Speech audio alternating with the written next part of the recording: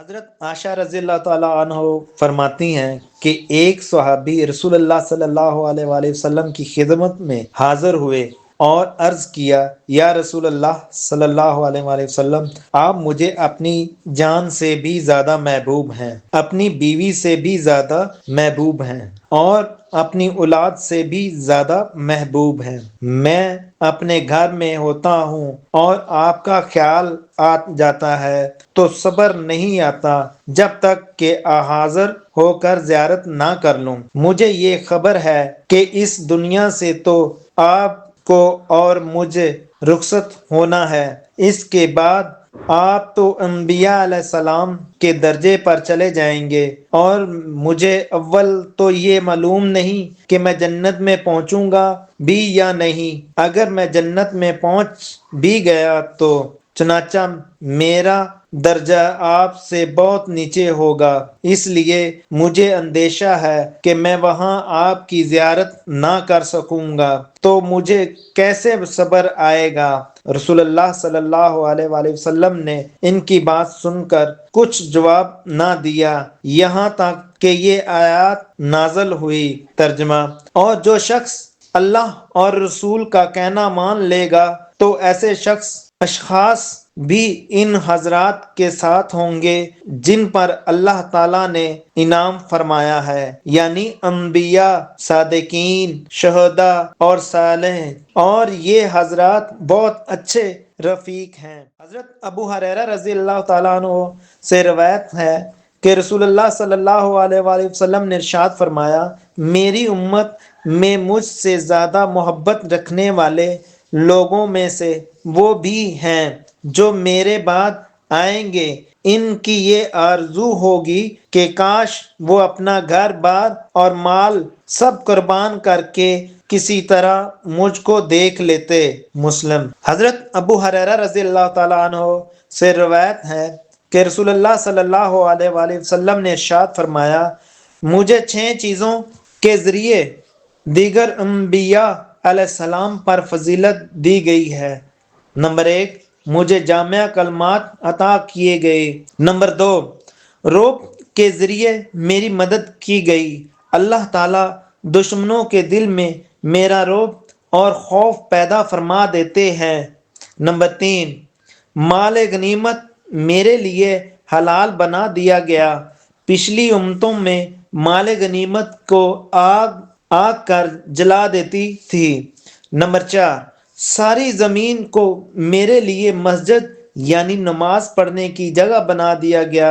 پچھلی امتوں میں عبادت صرف مخصوص جگہوں میں ادا ہو سکتی تھی، اور ساری زمین کی مٹی کو میرے لیے پاک بنا دیا گیا۔ تیمم کے ذریعے بھی پاکی حاصل کی جا سکتی ہے۔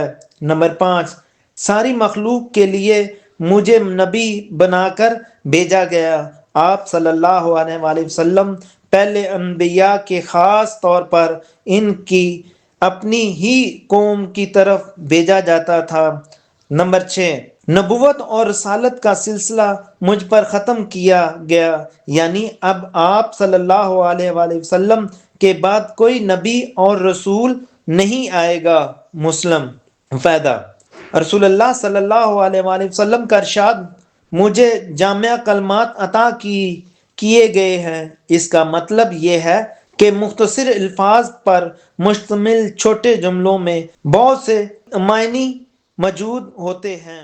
حضرت ارباز بن ساریہ رضی اللہ تعالیٰ عنہ سے روایت ہے، فرماتے ہیں کہ میں نے رسول اللہ صلی اللہ علیہ وآلہ وسلم کو ارشاد فرماتے ہوئے سنا، بلا شبہ میں اللہ تعالیٰ کا بندہ اور آخری نبی ہوں۔ حضرت ابو ہریرہ رضی اللہ تعالیٰ عنہ رسول اللہ صلی اللہ علیہ وآلہ وسلم کا ارشاد نقل فرماتے ہیں کہ میری اور مجھ سے پہلے انبیاء علیہ السلام کی مثال ایسی ہے جیسے ایک شخص نے گھر بنایا ہو اور اس میں ہر طرح کا حسن اور خوبصورتی پیدا کی ہو، لیکن گھر کے کسی کونے میں ایک اینٹ کی جگہ چھوڑ دی ہو۔ اب لوگ مکان کے چاروں طرف گھومتے ہیں، مکان کی خوشنمائی کو پسند کرتے ہیں، لیکن یہ بھی کہتے جاتے ہیں کہ یہاں پر ایک اینٹ کیوں نہ رکھی گئی، تو میں ہی وہ اینٹ ہوں اور میں ہی آخری نبی ہوں۔ بخاری شریف۔ حضرت ابن عباس رضی اللہ تعالیٰ عنہ فرماتے ہیں کہ میں ایک دن سواری پر نبی کریم صلی اللہ علیہ وآلہ وسلم کے پیچھے بیٹھا ہوا تھا۔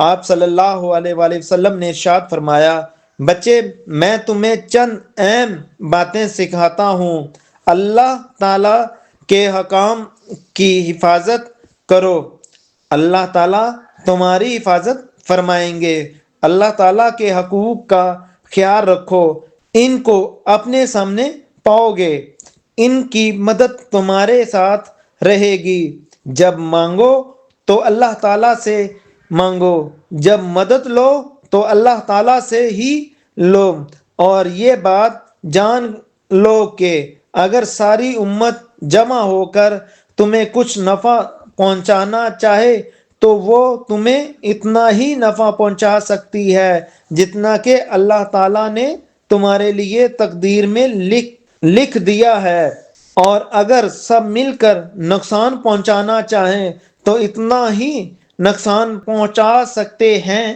جتنا کہ اللہ تعالیٰ نے تمہارے لیے تقدیر میں لکھ دیا ہے۔ تقدیر کے قلموں سے سب کچھ لکھوا کر ان کو اٹھا لیا گیا ہے، اور تقدیر کے کاغذات کی سیاہی خشک ہو چکی ہے، یعنی تقدیری فیصلوں میں ذرہ برابر بھی تبدیلی ممکن نہیں ہے۔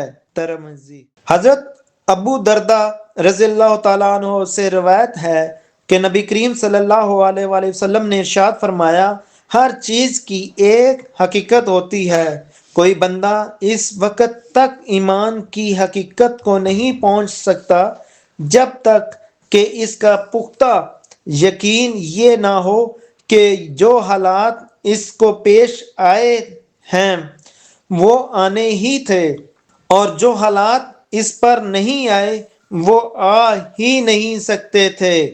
فائدہ: انسان جن حالات سے بھی دوچار ہو اس بات کا یقین ہونا چاہیے جو کچھ بھی پیش آیا وہ اللہ تعالیٰ کی طرف سے مقدر تھا، اور معلوم نہیں کہ اس میں میرے لیے کیا خیر چھپی ہوئی ہو۔ تقدیر پر یقین انسان کے ایمان کی حفاظت اور وسوسوں سے اطمینان کا ذریعہ ہے۔ حضرت عبداللہ بن عمرو بن عاص رضی اللہ تعالیٰ عنہ فرماتے ہیں کہ میں نے رسول اللہ صلی اللہ علیہ وآلہ وسلم کو یہ ارشاد فرماتے ہوئے سنا، اللہ تعالیٰ نے زمین و آسمان بنانے سے 50,000 سال پہلے تمام مخلوقات کی تقدیر میں لکھ دی، اس وقت اللہ تعالیٰ کا عرش پانی پر تھا۔